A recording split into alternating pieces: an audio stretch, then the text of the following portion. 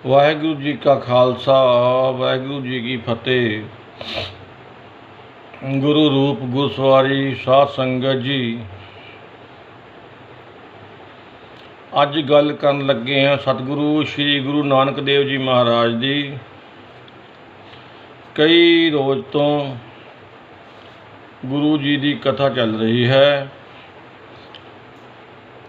हर रोज़ अद्धा घंटा 40 minute 30 minute 35 minute की एक टेप बना के यूट्यूब ते भेजी जाती है। सतगुरु श्री गुरु नानक देव जी महाराज श्री करतारपुर साहिब विच विराजमान हैं। लखां सिख संगतां आप जी के दर्शन करने वास्ते आउंदियां हन, जिन्हां विच हिंदू मुसलमान होर बौद्धी ईसाई तरह तरह के भांत भांत के मनुख सतगुरु जी नूं मिलण वास्ते मनोकामना पूरियां करन वास्ते कराउण वास्ते आउंदे हन। गुरु जी जदों श्री करतारपुर साहिब विच विराजमान सन, श्री लैणा जी आप जी की सेवा बड़े तन मन नाल कर रहा सी। भाई लैणा जी ने सतगुरु जी के हुक्मां की सदा ही पालना करनी। सवेरे तो लैके शामां तक गुरु जी के सन्मुख रहना, हाज़र रहना, भांडे मांजने, पक्खा फेरना, झाड़ू देना, कपड़े धोने आदि कम्मां तो जदों गुरु श्री लैणा जी वेले हो जाते तां सतगुरु जी की मुट्ठी चापी करते। एक दिन की गल है, श्री लैणा जी ने देखा कि सतगुरु जी अपने पलंग ते विराजमान हैं। एक नवजोवन सुंदरी जो गहणियां दे नाल लदी हुई है, बहुत गहने तरह तरह के उन्हें पाए हुए हैं, वो सतगुरु जी के चरणों की सेवा कर रही है अति ज़्यादा सुंदर। ऐसी औरत कते मात लोक विच नहीं देखी दी। ये जदों चांस श्री लैणा जी ने देखा तो वो दंग रह गए। तो उन्होंने श्री सतगुरु जी नूं पूछया भी पिता जी एक औरत कौन सी जो हजूर दे चरणों की सेवा कर रही सी। गुरु जी ने आख्या भी लैणिया ये माया सी, तेरे ते करतार की बड़ी कृपा है जो तू उहदा स्वरूप देख के भरमिया नहीं। ये वो माया है जिन्हें सारे जगत नूं भरमाया होया है। ये ब्रह्मा विष्णु ते शिव जी की माँ है। वो तिन्ने भी इसके बालक हैं। इस माया ने सारे जगत नूं धंधे विच लाया होया है। यही वो है, एका माई जुगत व्याई तीन चेले प्रमाण, एक संसारी एक भंडारी एक लाए दीवान। ये वो माया है। पर साडे चरणों विच थां विधान करके हर टाइम साडी सेवा विच रहिंदी है। जद असीं अपने दूजे जामे विच आ जावांगे, हुण ये सातों 12 को दूर रह के साडी सेवा करती है। जदों असीं दूजे जामे विच आ जावांगे तो ये 6 को ते आ जाएगी। जदों असीं तीसरा स्वरूप धारण कर लवांगे तो उस समय यह साडी देहलियां दे लागे आ जाएगी, ये देहलियां ते आ जाएगी। इस तरह के वचन सतगुरु श्री गुरु नानक देव जी महाराज श्री लैणा जी नूं कर रहे हैं। तो श्री लैणा जी ने देखा ਇੱਕ ਦਿਨ ਦਾ ਹੋਰ ਚਾਂਸ ਹੈ। श्री गुरु नानक देव जी महाराज अपने पलंग ते विराजमान हैं। भाई लैणा जी गुरु जी नूं पक्खा चल रहे हैं, पक्खा चल रहे हैं तो गुरु जी के चरण हिली जाते हैं। गुरु जी आराम करन वास्ते 2 घड़ियां विश्राम करन वास्ते प्रसादा पानी छक के लेटे हुए हैं तो सतगुरु जी के चरण हिल रहे हैं। तो श्री लैणा जी ने सतगुरु जी के हजूर के जागण तो बाद पूछया भी पिता जी गुरु जी आप जी के चरण क्यों हिल रहे सन? अज नहीं, मैं कल भी देखिया, मैं पहला भी देखिया है, ये की कारण है? गुरु जी ने आखिया लैणिया गुप्त रूप विच आके देवते साड़ी वंदना करते हैं, गुप्त रूप विच आके देवते साड़ी वंदना करन वास्ते आउंदे हन, जो बार बार चरनां नूं छूह के मुड़ जाते हैं ते तां साडे चरण हिलदे हन। एक दिन श्री लैणा जी ने देखिया सतगुरु जी अपने पलंगे ते विराजमान हैं, उन्हां दे चरनां दे विच कंडे लगे हुए हैं ते किते थोड़ा जिहा खून भी सिमदा है। गुरु साहब दे पवित्र जिहड़ियां लत्तां हन, शरीर लत्तां ते गोडियां दे हेठां झरीटां भी वजियां होईयां हन, जिस किते झाड़ियां आदि विच कोई लंघ के आया होवे। तां भाई लैणा जी कहण लगे भी पातशाह हजूर दे चरनां विच कंडे किस तरह खुभ गए? महाराज देखो झरीटां पईयां हन, महाराज देखो एक कंडे दे विचों खून भी सिम रहा है। तो श्री लैणा जी कहन लगे भी पुरखा एक आजली बकरियां चार रहा है, वो बकरियां चारदा होया कीर्तन सोहले का पाठ करता है। असीं उहदे नाल घुम घुम के कीर्तन सोहले का पाठ सरवण कर रहे हैं।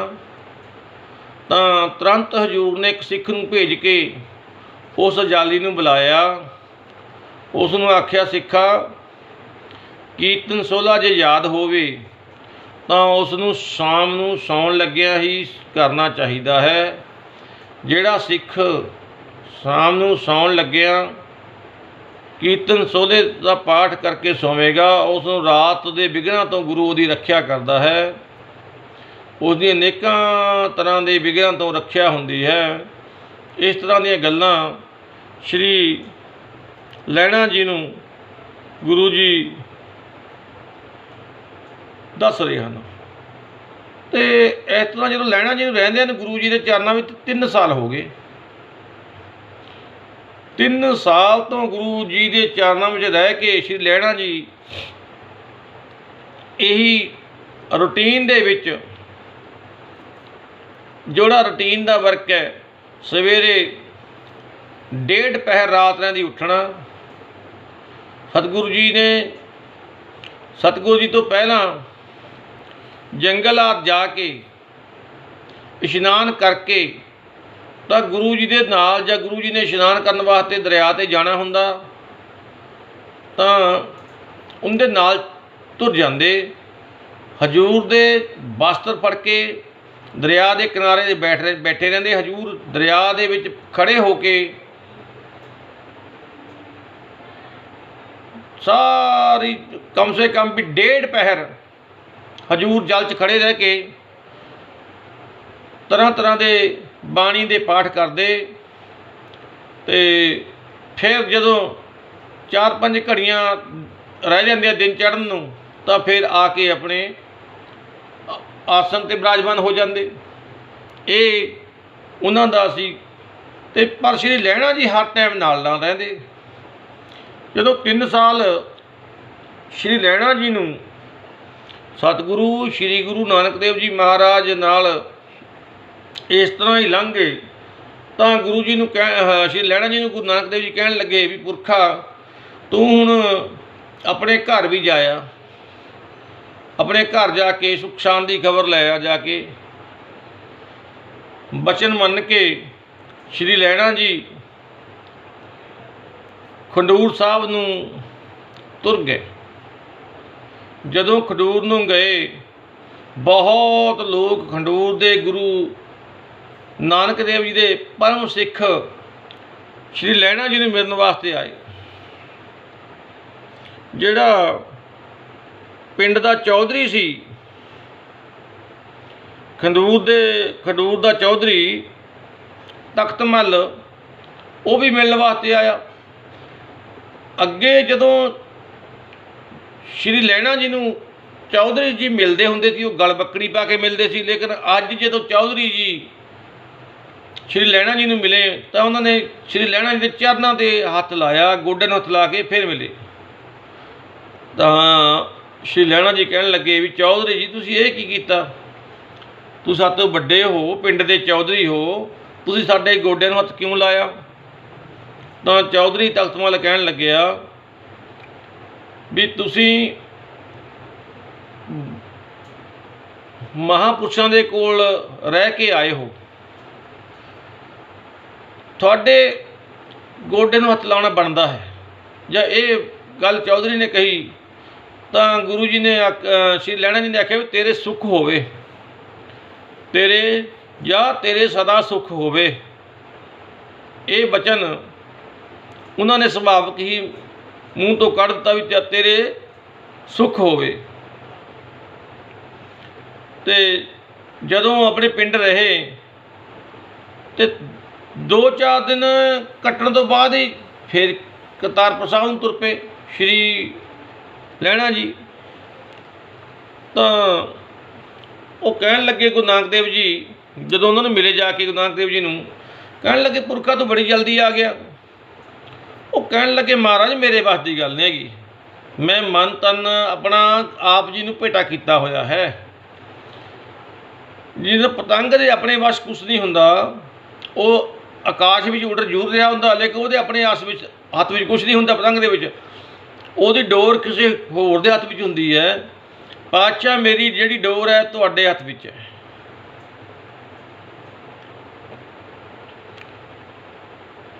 जिस तरह कबीर जी कहते हैं भी मोतियन मेरा नाव, गले हमारे जेवरी जह खिंचे तह जाओ। कबीर कुकर हम राम के, मोतियन मेरा नाव। इस तरह ही भी श्री लैणा जी कहन लगे महाराज भी मेरे वास की गल नहीं है कि जिधर बंदूक तुसीं लिजाने हैं, जिधर जिवें कहने हैं, ये महाराज आप जी के हुक्म दे विच हुंदा है, होर किसी के बस की गल नहीं। आके सेवा विच लग गए लैणा जी।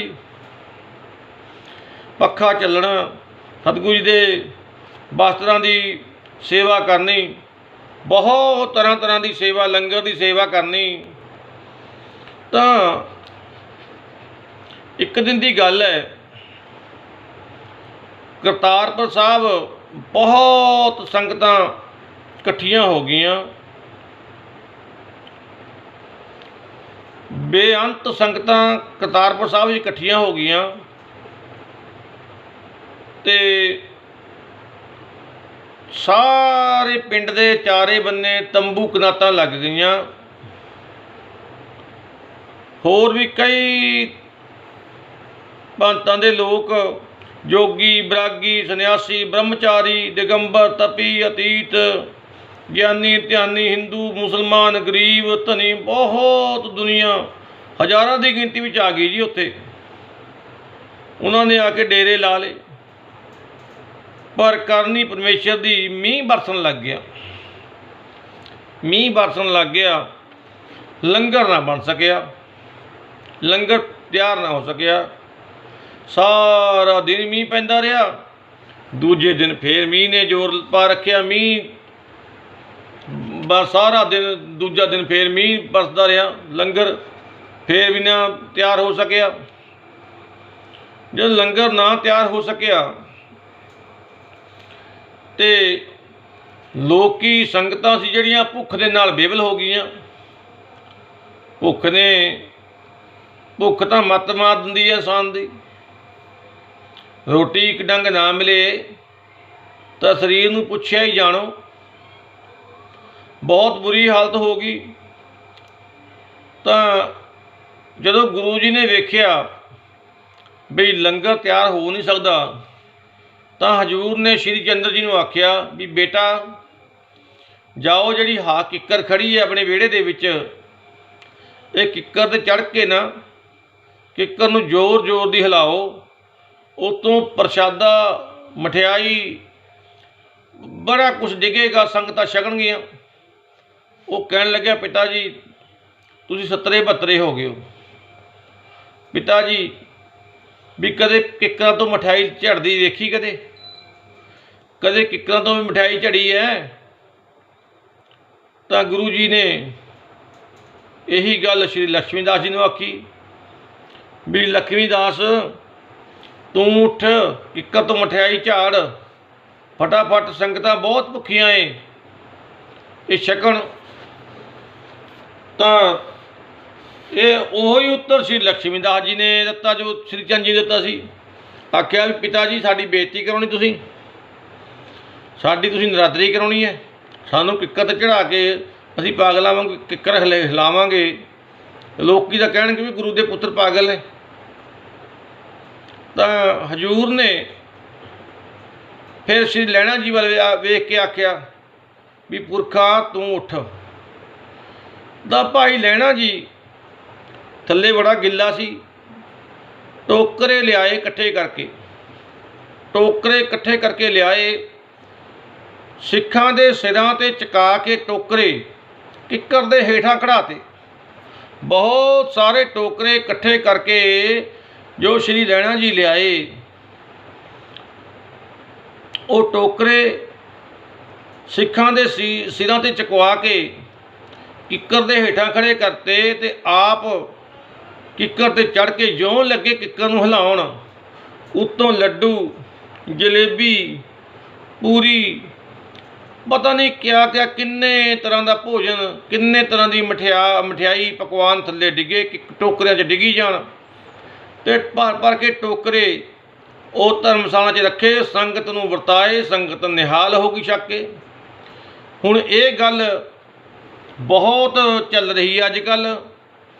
ਕੋਈ ਕਹਿੰਦਾ ਨੀਲੇ ਨੇ ਢੱਕਣ ਚੱਕਤਾ, ਹਨੇਰੀ ਆ ਗਈ। ਉਹ ਬ੍ਰਹਮ ਗਿਆਨੀ ਸੀ, ਜਿਹੜੇ ਗੱਲ ਨੀਲੇ ਦੀ ਗੱਲ ਕਰਦੇ ਆ ਨਾ, ਜਿਹੜਾ ਨੀਲੇ ਦਾ ਮਾਲਕ ਸੀ ਮਹਾ ਹਰਨਾਮ ਸਿੰਘ ਜੀ ਭੁੱਚੋ ਵਾਲੇ, ਉਹ ਬ੍ਰਹਮ ਗਿਆਨੀ ਸੀ। ਬ੍ਰਹਮ ਗਿਆਨੀ ਕੀ ਗਤ ਬ੍ਰਹਮ ਗਿਆਨੀ ਜਾਣੈ। ਬੇਸ਼ੱਕ ਉਹਨਾਂ ਨੇ ਅੰਮ੍ਰਿਤ ਨਹੀਂ ਛਕਿਆ, ਬੇਸ਼ੱਕ ਉੱਥੇ ਸ਼੍ਰੀ ਗੁਰੂ ਗ੍ਰੰਥ ਸਾਹਿਬ ਜੀ ਦਾ ਸਰੂਪ ਉਦੋਂ ਹਾਜ਼ਰ ਨਹੀਂ ਸੀ, ਉਹਨਾਂ ਦੇ ਕੋਲ ਸਰੂਪ ਨਹੀਂ ਸੀ ਭੁੱਚੋ ਸਾਹਿਬ ਦੇ ਵਿੱਚ। ਉਸ ਸਮੇਂ ਸਤਿਗੁਰੂ ਸ਼੍ਰੀ ਗੁਰੂ ਗ੍ਰੰਥ ਸਾਹਿਬ ਜੀ ਦਾ ਸਰੂਪ ਹਾਜ਼ਰ ਨਹੀਂ ਸੀ। ਕਰੀਬ ਗੱਲ 1860-65 ਦੀ ਗੱਲ ਹੈ।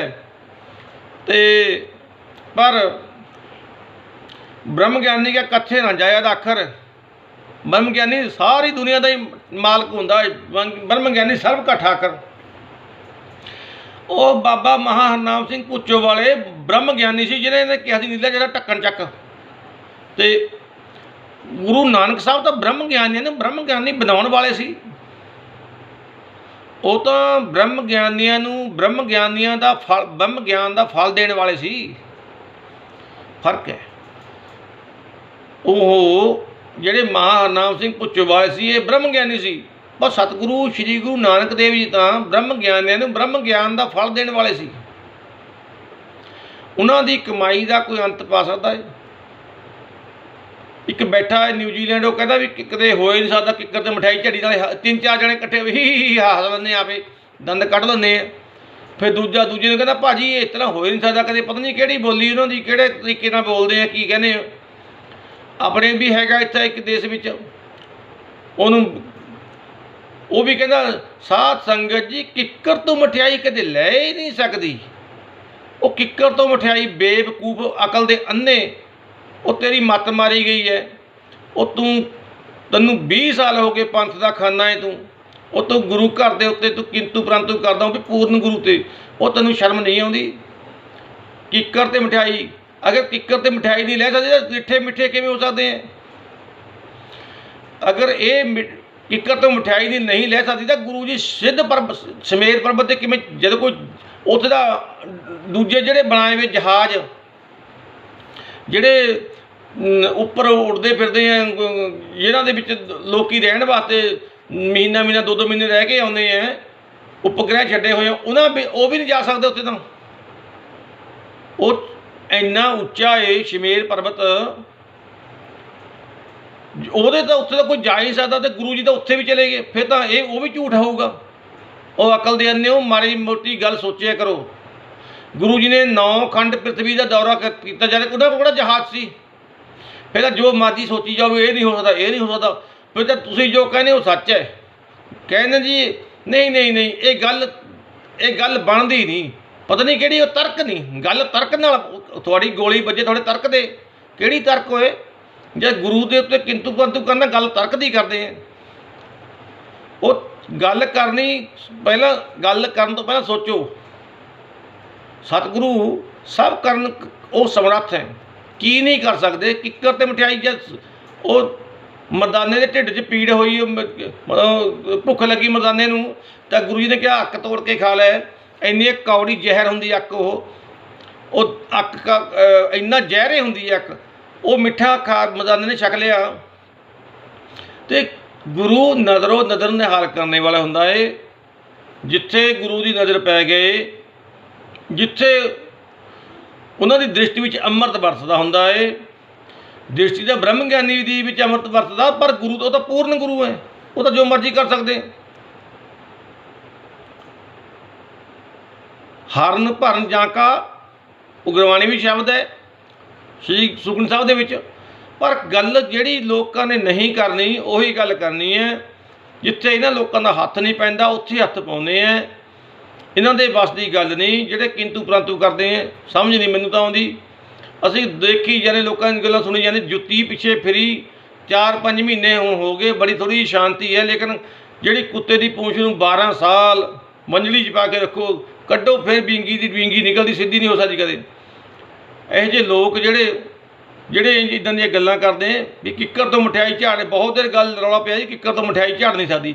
ਉਹ ਕਿਉਂ ਨਹੀਂ ਝਾੜ ਸਕਦੀ? ਜਦ ਕਿ ਉਦਾਹਰਨਾਂ ਜਿੰਨੀਆਂ ਮਰਜ਼ੀ ਬੰਦਾ ਦੇ ਸਕਦਾ ਹੈ, ਉਦਾਹਰਨ ਜਿੰਨੀ ਮਰਜ਼ੀ ਦੇ ਸਕਦਾ ਹੈ, ਜਿੰਨੀਆਂ ਮਰਜ਼ੀ ਉਦਾਹਰਨਾਂ ਦੇ ਸਕਦਾ ਹੈ। ਗੁਲਾਬ ਦੇ ਫੁੱਲ ਵਿੱਚੋਂ ਸੁਗੰਧੀ ਕਿੱਥੋਂ ਆਉਂਦੀ ਹੈ? ਕਿੱਥੋਂ ਸੁਗੰਧੀ ਆਉਂਦੀ ਹੈ? ਗੰਨੇ ਦੇ ਵਿੱਚੋਂ ਗੁੜ ਕਿੱਥੋਂ ਬਣ ਗਿਆ? ਗੰਨੇ ਦੇ ਮਰੂਦ ਦੇ ਵਿੱਚੋਂ ਮਿਠਾਸ ਕਿੱਥੋਂ, ਅੰਬ ਵਿੱਚੋਂ ਮਿਠਾਸ ਕਿੱਥੋਂ ਆ ਗਈ? ਤਾਂ ਗੁਠਲੀ ਧਰਤੀ ਲਾਈ ਸੀ ਜਿੰਨੀਆਂ ਮਰਜ਼ੀ, ਪਰ ਨਹੀਂ, ਗੱਲ ਮੰਨਣ ਦੀ ਹੈ। ਮੰਨੇ ਕੀ ਗਤ ਕਹੀ ਨਾ ਜਾਏ, ਜੇ ਕੋ ਕਹੇ ਪਿੱਛੇ ਪਛਤਾਏ। ਜਿਹੜਾ ਗੱਲ ਮੰਨ ਲੈਂਦਾ, ਗੱਲ ਮੰਨਣ 'ਤੇ ਆਉਂਦੀ ਹੈ। ਗੁਰੂ ਸਮਰੱਥ ਹੈ, ਜੋ ਮਰਜ਼ੀ ਕਰ ਸਕਦਾ। ਸ਼੍ਰੀ ਲਹਿਣਾ ਜੀ ਨੇ ਕਿੱਕਰ ਤੋਂ ਮਠਿਆਈ ਝਾੜੀ, ਸੰਗਤਾਂ ਨੇ ਬਹੁਤ ਆਰਾਮ ਨਾਲ ਛਕੀ। ਸਾਰੀ ਸੰਗਤ ਛਕ ਕੇ ਨਜ਼ਰ ਨਿਹਾਲ ਹੋ ਗਈ। ਤਾਂ ਫਿਰ ਗੁਰੂ ਜੀ ਨੇ ਸੋਚਿਆ ਵੀ ਹੁਣ ਸਿੱਖੀ ਦੀ ਪਰਖ ਕੀਤੀ ਜਾਵੇ। ਤਾਂ ਆਪ ਜੀ ਨੇ ਪਿੰਡ ਤੋਂ ਬਾਹਰ ਵਾਲੇ ਪਾਸੇ ਇੱਕ ਕੁਟੀਆ ਬਣਵਾਈ। ਕੁਟੀਆ ਛੋਟੀ ਜਿਹੀ, ਜਿਹਦੇ ਵਿੱਚ ਇੱਕੋ ਬੰਦਾ ਬੈਠ ਸਕਦਾ ਹੈ, ਇੱਕੇ ਬੰਦਾ ਬੈਠ ਸਕਦਾ ਜਾਂ ਲੰਮਾ ਪੈ ਸਕਦਾ ਹੈ। ਭਾਈ ਗੁਰਦਾਸ ਜੀ ਕਹਿੰਦੇ ਨੇ, ਭਾਰੀ ਕਰੀ ਤਪੱਸਿਆ, ਵੱਡੇ ਭਾਗ ਹਰਸਿਉ ਬਣਾਈ। ਉਹ ਕਹਿੰਦੇ ਨਹੀਂ ਰੋੜਾਂ ਦੀ ਗੁਰੂ ਕਰੀ ਵਿਛਾਈ। ਉਹ ਕੁਟੀਆ ਦੇ ਵਿੱਚ ਗੁਰੂ ਜੀ ਨੇ ਰੋੜ ਆਦਿ ਵਿਛਾ ਲਏ। ਸਾਰਾ ਦਿਨ ਗੁਰੂ ਜੀ ਨੇ ਉਹ 'ਤੇ ਕੁਟੀਆ ਦੇ ਵਿੱਚ ਪਏ ਰਹਿਣਾ। ਜਦੋਂ ਸੇਵਾਦਾਰ ਨੇ, ਲੰਗਰ ਵਾਲੇ ਸਿੰਘ ਨੇ ਆ ਕੇ ਦੁਪਹਿਰ ਨੂੰ ਆ ਕੇ ਦੱਸਣਾ, ਪਾਤਸ਼ਾਹ ਜੀ ਪ੍ਰਸ਼ਾਦਾ ਤਿਆਰ ਹੈ, ਉਹਦੇ ਨਾਲ ਆ ਕੇ ਧਰਮਸ਼ਾਲਾ ਵਿੱਚ ਬਹਿ ਕੇ ਪ੍ਰਸ਼ਾਦਾ ਛਕ ਕੇ ਫਿਰ ਆਪਣੇ ਉੱਥੇ ਚਲੇ ਜਾਣਾ। ਤਾਂ ਗੁਰੂ ਜੀ ਨੇ 2-2.5 ਕੋਹ ਦਾ ਕੁਟੀਆ ਵਿੱਚੋਂ ਨਿਕਲ ਕੇ ਚੱਕਰ ਲਾਈ ਰੱਖਣਾ, ਕਦੇ ਉੱਧਰ 2-2.5 ਕੋਹ ਲਗਾਤਾਰ ਆਸੇ ਪਾਸੇ ਘੁੰਮੀ ਜਾਣਾ, ਬਾਣੀ ਚਾੜਦੇ ਫਿਰੀ ਜਾਣਾ।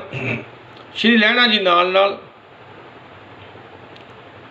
ਫਿਰ ਗੁਰੂ ਜੀ ਨੇ ਇੱਦਾਂ ਦਾ ਸਰੂਪ ਧਾਰਨ ਕਰ ਲਿਆ ਵੀ 2-3 ਸੂਰੀਆਂ ਆਪਣੇ ਅੱਗੇ ਲਾ ਲਈਆਂ, 4-5 ਕੁੱਤੇ ਆਪਣੇ ਅੱਗੇ ਲਾ ਲਏ, ਲੱਕ ਨੂੰ ਕਪੀਨ ਬੰਨ੍ਹ ਲਈ, ਇੱਕ ਹੱਥ ਵਿੱਚ ਕੁੱਤਕਾ ਡੰਡੋੜਕਾ ਫੜ ਲਿਆ। ਜਿਹੜਾ ਵੀ ਸਿੱਖ ਲਾਗੇ ਆਵੇ ਢੁੱਡੇ 'ਚ ਉਹ 2 ਮਾਰ ਦੇਣ ਕੁੱਤਕਾ, ਇੱਕ ਮੋਰਾਂ ਜੜ ਦੇਣ। ਜਿਹੜਾ ਵੀ ਲਾਗੇ ਆਵੇ ਉਹਦੇ ਕੁੱਤਕਾ ਮਾਰ ਦੇਣ ਇੱਕ।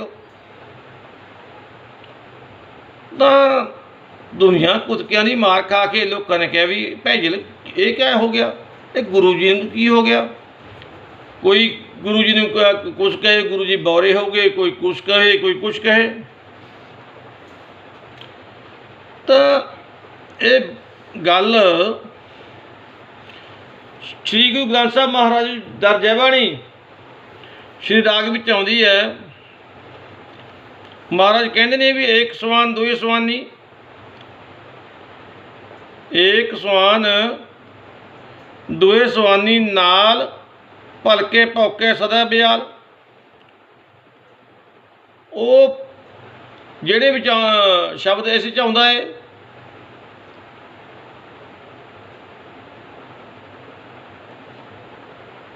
ਜਿਸ ਤਰ੍ਹਾਂ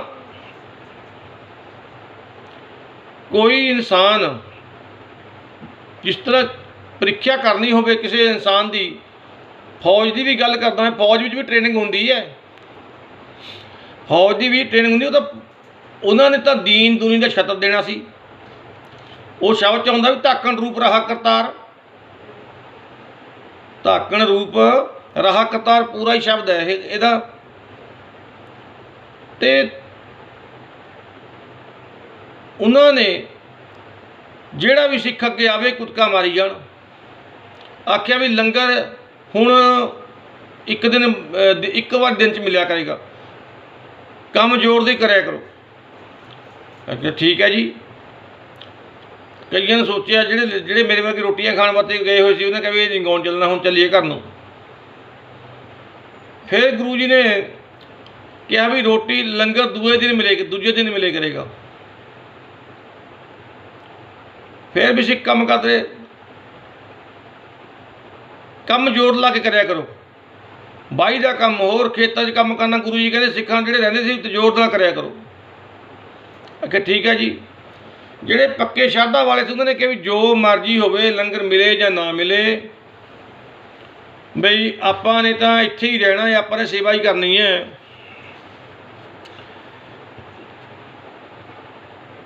ਤਾਂ ਉਹ ਹਿੱਲੇ ਨਹੀਂ। ਜਦੋਂ ਗੁਰੂ ਜੀ ਨੇ ਦੇਖਿਆ ਵੀ ਹੁਣ ਜਿਹੜਾ ਕੱਚੇ ਝੜ ਗਏ ਸਾਰੇ ਹੀ, ਤਾਂ ਗੁਰੂ ਜੀ ਨੇ ਆਖਿਆ ਵੀ ਲੰਗਰ ਦਿਨ 'ਚ 2 ਵਾਰੀ ਬਣਿਆ ਕਰੇਗਾ, 2 ਵਾਰੀ ਲੰਗਰ ਵਰਤਿਆ ਕਰੇਗਾ। ਫਸਲ ਪੱਕ ਗਈ, ਫਸਲ ਵੱਢ ਲਈ, ਵੱਢ ਕੇ ਖਲਵਾੜੇ ਲਾ ਤੇ ਸੰਗਤਾਂ ਨੇ।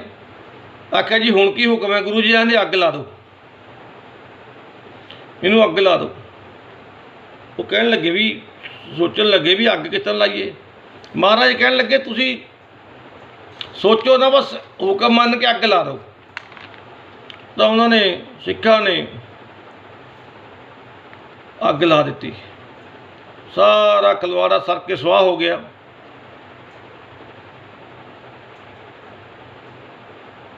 ਉਸ ਤੋਂ ਉਪਰੰਤ